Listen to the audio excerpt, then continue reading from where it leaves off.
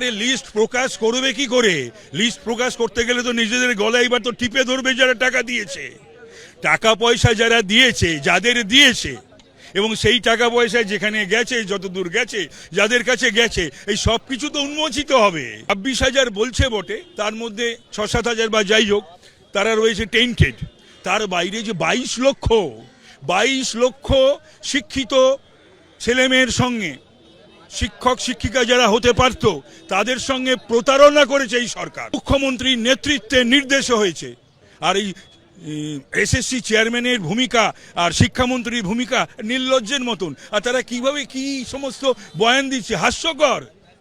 মানুষ এখন এই সরকার, তার মুখ্যমন্ত্রী আর এদের সমস্ত বয়ানবাজি দেখে মানুষ ভাবছে এই কারা আমাদের এই বাংলাটাকে চালাচ্ছে।